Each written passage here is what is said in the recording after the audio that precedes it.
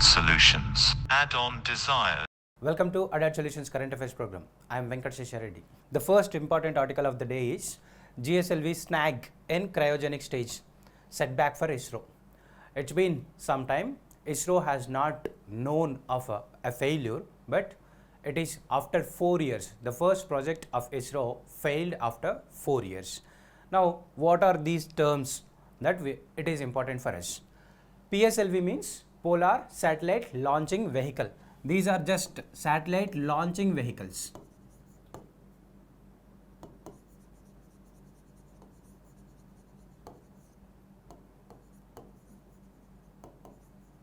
These are not the satellites, they are just payload carriers. They are carrying the satellites to place them in the prescribed path, or the GSLV means geosynchronous or geostationary satellite launching vehicle. Now, what is the difference between these two?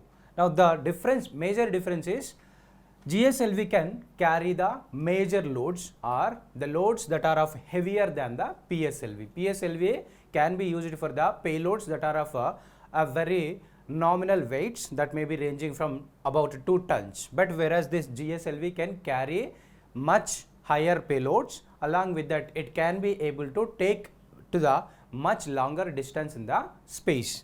Now, what is cryogenic engine? Cryogenic is a type of fuel where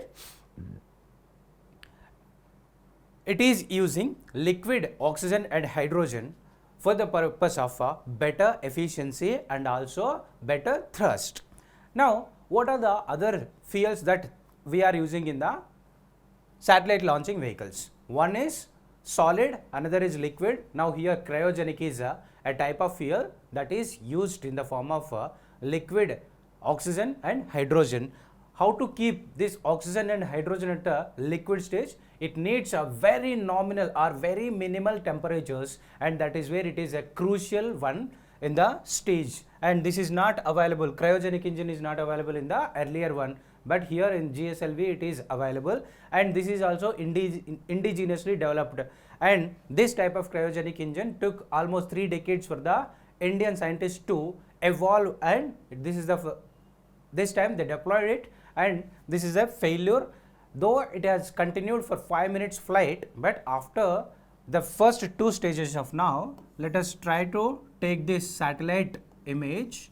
Now here they are weighing the payloads,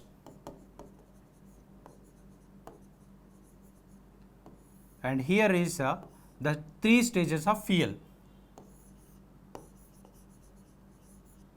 Now here is solid stage and liquid. Now here is cryogenic fuel. The first 2 stages burnt clearly, and then here it could not be able to ignite properly, and that's what the stack that developed, and it became a failure in the series after 4 successful years. And what is a geostationary orbit? Geostationary orbit means a satellite that is observing from the space a particular place, and this will be continuously monitoring only on that particular place itself.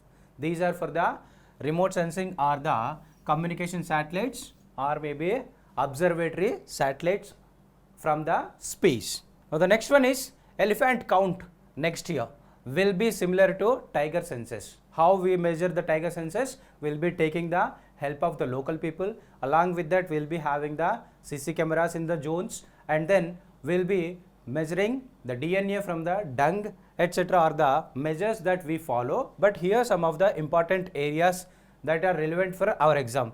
Who will be conducting this? Ministry of Environment and Forest and Climate Change will be embarked next year on a comprehensive elephant count project on the lines of tiger population assessment. And to mark World Elephant Day, Environment, Forest and Climate Change Minister Bhupender Yadav on Thursday released the population estimation protocol to be adopted for project. This will also be the first time tigers, leopards and elephants will be counted together. Now, this could be the potential area for our examination.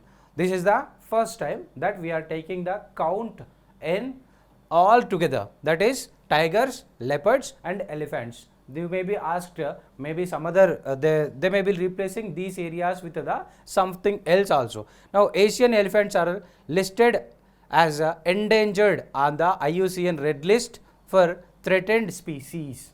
These are the threatened species and which are in endangered. Now what is this endangered, critically endangered, least concerned? There are different stages where this number of animals are based on the availability of them. We have demarcated into different groups. Now we will be discussing about that in a while. The procedure for next year's assessment involves rigorous statistical analysis of ground data on animal science, human impacts, habitat attributes and absolute density. These are the areas where we will be focusing upon. These assessment will be conducted in 3 phases and involved in ground surveys, analysis remotely sensed data and camera traps. Apart from that, DNA measurement is the another area where we will be focusing upon. Now elephants will be aged based on size and body characters like ears and the tusks. Elephants will be scored for nutritional status based on the body condition. These are the measures that we are going to take into consideration. Extinct, there are different ways we demarcated in the IUCN red list. What are those? Extinct. Extinct means their population is not visible in anywhere, maybe either zoo or maybe in the wild. Nowhere it is available currently. No known individuals remaining are known as extinct. What are the extinct examples? Can you give? Dinosaurs are extinct. And then extinct in the wild. What is meant by extinct in the wild? Specifically in wild areas that are in forest or maybe wildlife sanctuaries or maybe national parks or even biosphere reserves. In all these areas they could not be able to find even one animal. Now these are known as extinct in the wild. Does that mean that they are elsewhere present or available? Yes, definitely they are present in the preserved zones or maybe in the zoos or maybe conservative zones. Specifically they are breeding.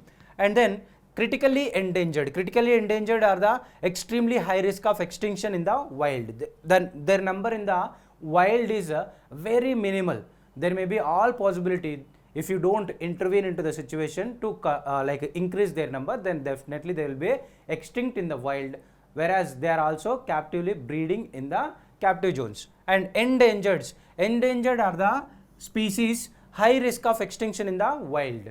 That means there is a possibility if you don't intervene, then will be extinct. Vulnerable, high risk of endangered in the wild.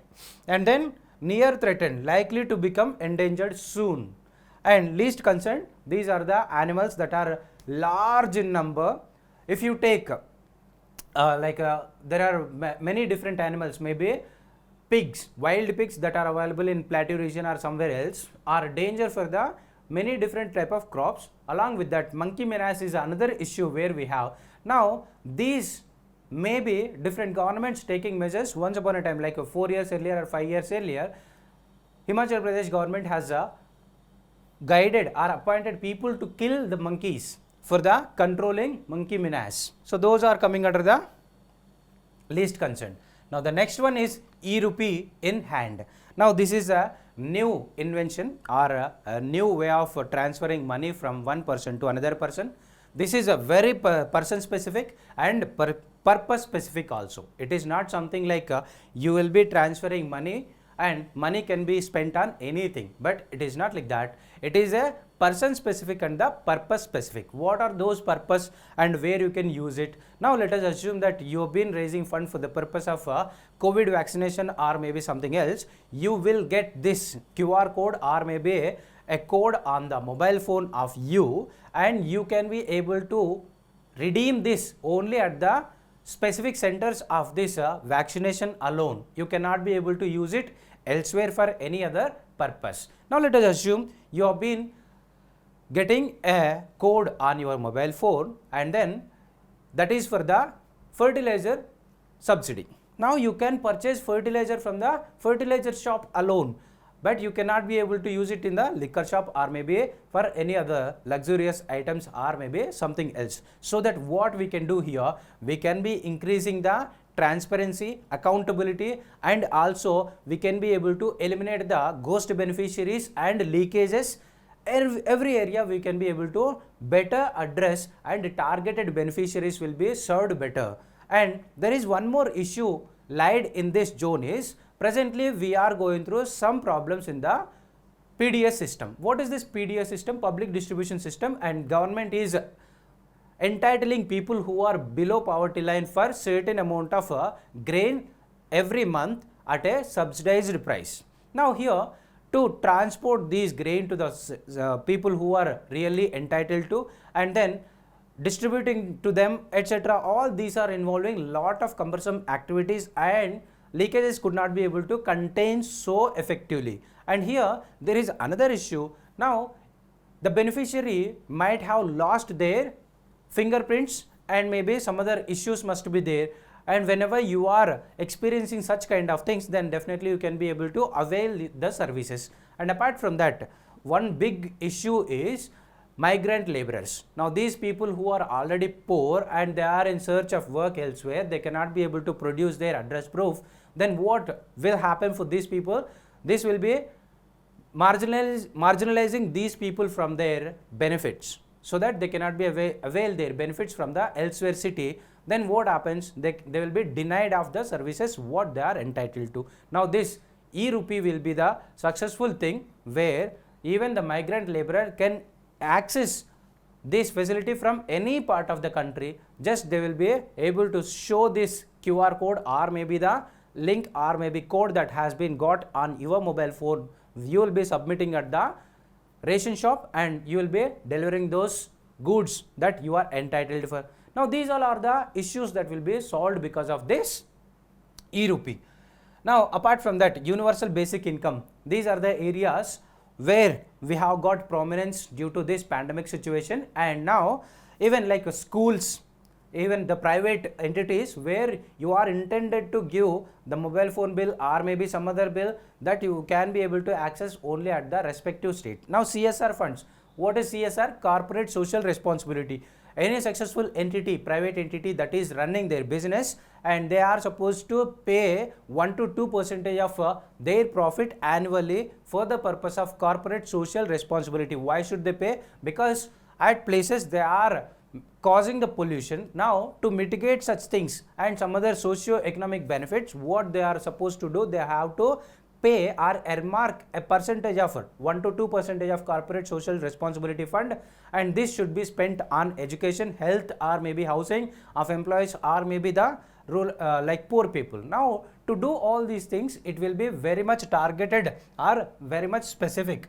E-rupee is a a digital prepaid purpose and person specific payment utility. This is a very important line. E-rupee is a digital prepaid purpose and person specific payment utility. And then policymakers have debated whether direct cash transfer delivers benefits more efficiently than in-kind transfer like the public distribution system and fertilizers. Now there was a huge debate whether the money that is being transferred to the accounts of the people will serve better, or the goods that will be transferred will be serving the purpose better.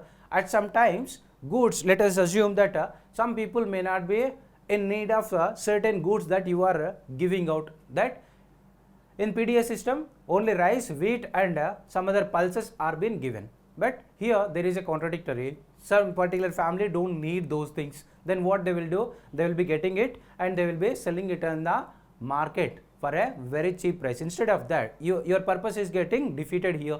Instead of that, if you give money, whatever you are giving subsidy to the person, then what happens, they will be getting those goods that they want to purchase. Now this is one of the biggest debate that has been happened, but there was a issue. Most of the people who are entitled to these may not be having the bank accounts. Now what will happen if there is no bank account? The purpose of DBT, direct basic income. Now here the direct basic universal basic income, under this universal basic income, direct benefit transfer will not be able to work if the intended beneficiary is not having the bank account. Now how will you solve the problem here? Now this e-rupee will be able to solve this issue. the beneficiary need not to have a bank account. All that one has to have is a mobile phone and a mobile number, and in this way it will be able to serve the purpose better, and this will be enhancing the accountability and the transparency. How this transparency will be improved? This is a very targeted one, and you can be able to track it from source to destination. Accountability. If the beneficiary is not getting it, they can be able to question, and even beneficiary is not able to misuse it. And CSR, corporate social responsibility funds, LPG subsidy, initially from 2011, that was the first time where instead of transferring in the form of kind means either service or product,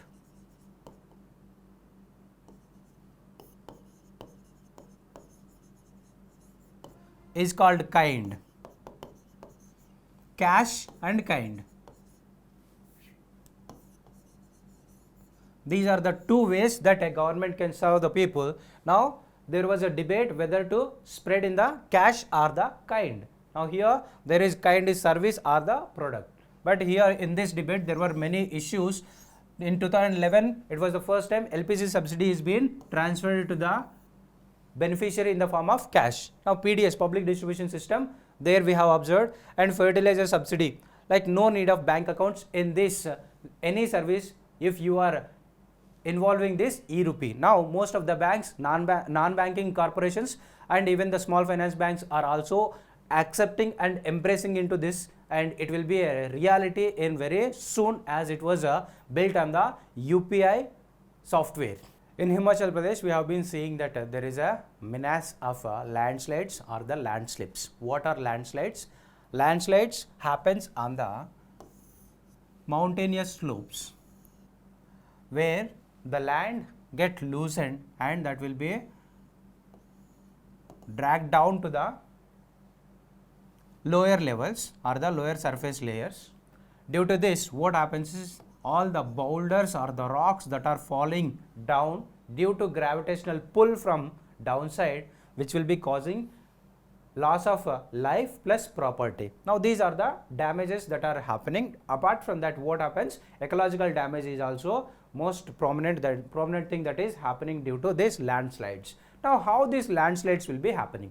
These landslides will be happening whenever you are taking up any developmental activity on the steep slopes. What are steep slopes?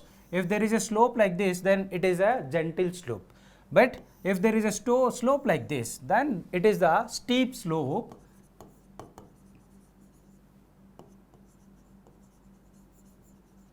Now here you can take up any developmental activity, construct road or railways or maybe houses, projects, anything you can do. But here the problem is nothing, because it is not having a slope to pull down any material with the help of gravitational force. Now here there is no danger, but here if you increase any developmental activity on the steep slopes, that is increasing beyond 30 degrees, then what happens is they are more prone to pull down the material from the upside, and this is what the damage that is occurring. Now what are the reasons for this?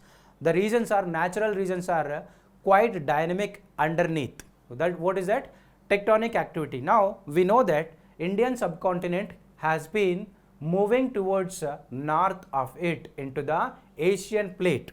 Now where does it coming from? It has started its journey about 270 million years earlier from Africa, where present Madagascar is there, and then it has moved to Asia, and when it hit Asia, what happened is Himalayan mountains has evolved from this collision between Indian subcontinent and the Asiatic plate, and where this plate is continuing its journey with a speed of 4 to 12 centimeter annually, and because of this it is quite unstable and dynamic. Due to this tectonic activity, the area is a quite seismic prone zone. This is one reason where it is destabilizing the area. The other reason is rains, heavy rains that are causing. When there is a heavy rain, the material that is absorbing, now the soil is absorbing water and it is getting loosened up. When this is swelling over a bit and losing its affinity here, what happens? It will be throwing down due to gravitational pull that is coming from below. Now these are the two natural regions that are occurring. Coupled with the artificial, that is man-made things, are developmental activity. What are the developmental activities that we people are taking place here in this state, even though we know that this 70% of this area is being known as a high risk zone and 14% of this area is a severe risk and very high risk. About 32% of state is categorized as the high damage risk zone of seismicity. Now even though after giving this warning to this state administration, yet these people are not concerning about those warnings. What they are doing, they are trying to construct dams and roads. This is for the developmental purpose, that is for tapping power, and this is for the purpose of tourism. These are the two areas where these people are trying to build up the area with the infrastructure developments. Now these are causing this severe instability, and that is causing a lot of loss of life plus the ecological damage. There is considerable scientific literature now arguing that high Himachal mountain slopes are experiencing not just seismicity and rain induced stresses, but also man-made pressures exploit hydropower and build more roads and are being rendered even more fragile. Now these are the reasons you have to, whenever there is a question about anything that may be landslides or any disaster in this area, then you are supposed to write these areas, and then it has been like this is the statistical data that has been present. Now is it that people of this state is actually demanding that? No, the people of Himachal Pradesh are extremely supportive to a kind of economy that is built on the farm based economy instead of a tourism based economy, so that they are trying to produce apples instead of a tourism, and they are trying to be eco-friendly and sustainable tourism instead of aggressive tourism. Now these are the areas where the government has to take into consideration and build accordingly, so that it will be a sustainable development. Geological events. What are the geological events? Earthquakes, seismicity are the geological events. Rainfall and erosion are the events that are happening either due to rainfall or maybe due to the construction or constructing roads on the slopes. Developmental activities like roads, dams, power projects focus on eco-friendly development, sustainable tourism, eco-friendly farming, etc. are the important areas where we have to focus more, so that we can be able to contain this issue. Now merit should come first. Nariman. Who is Nariman? Nariman, the judge of Supreme Court, who has retired yesterday, and what he said, merit should be the first thing to appoint as the judge of any court. What are the here there may be no importance of this person or maybe something merit, but here what are the areas that are supposed to focus? We have known that to be appointed as the judge of a lower court, we have exams like JCC and other things. But what are the merits, or what is the procedure to appoint as a judge of a high court or chief justice of high court, chief justice of Supreme Court, so like Supreme Court judge? There is no method. There are no qualifications, only there are few things that are just like any MP or MLA. A person must be an Indian and who has at least been served as a judge of a high court for at least 5 years, more than one high court maybe preferably, or maybe a person who has served as an advocate of a high court or more than one high court for 10 years, or a advocate of a Supreme Court for more than 10 years, then that person is eligible to be appointed as the judge of a high court or Supreme Court. Here there is no qualification. So far there is only 5 number of people has been appointed from the Bar Council of Supreme Court as the judges. Now this is where it is coming. There has been always some criticisms upon the appointment of judges, as this is becoming the family enterprise, or maybe like there is even reports even till date, right from the beginning, only about 150 families is been serving as the judges of the Supreme Court. And now here are the, what is the composition? 31 plus 1 judges are there in the Supreme Court, and who is the authorized person to appoint? President of India is the authorized person to appoint the judges, but on the basis of recommendation of the collegium. Got it? What is meant by collegium? Collegium is a group of judges that are coming from the Supreme Court and who will be recommending the name to be appointed as the judge, or maybe the Chief Justice of the Supreme Court, or maybe the High Court, and only those names must be nominated by given appointment by the President of India. Now those can become the prelims questions. What are the qualifications of a person to be judge of a Supreme Court, or maybe who appoints the judge of the Supreme Court and High Court? It has been already asked. And Quad officials discuss holding leaders summit. What is Quad? Quad is a informal international organization. It is not a formal one. This is a group of countries that has been trying to make a discussion based on the democratic values. Now what are the countries that are involved here? It is Japan, India, Australia and United States. These are the 4 countries that are trying to coordinate on the basis of democratic principles. Now in this geopolitical scenario, what is its importance? It is trying to counter China and its influence in the Indian Ocean and some other oceans where it is trying to build and violate the United Nations Law on Sea, UNCLOS. United Nations Convention on Law on Sea is being disregarded by the China, and its advancements are causing concern, and these are the 4 countries trying to come together, and they are planning to host heads of the governments a meeting very soon. And our external affairs minister has not said anything about when this will be happening, but this is a group of countries that is not a formal one. This is an informal organization and that is based on the democracies. The last one is, this can be a potential preliminary question. India, Saudi Arabia began naval exercise. This is for the first time India and Saudi Arabia has begun naval exercise. Why do they do naval exercise? They will be just keeping a trial and a practice in the ocean whenever there is a combat situations that are occurring. Now what is the name of it? Al-Mahad Al-Hindi is the naval exercise. What are the countries? Saudi Arabia and India. And is it 10th number? No, this is for the first time it is being conducted between the India and Saudi. It's been like India has been in relation with France or even Australia, Japan. There are many instances, but with Saudi Arabia being just a very immediate neighbor of our country, has never intervened or involved in this exercise. This is for the first time we have involved. And what is the name?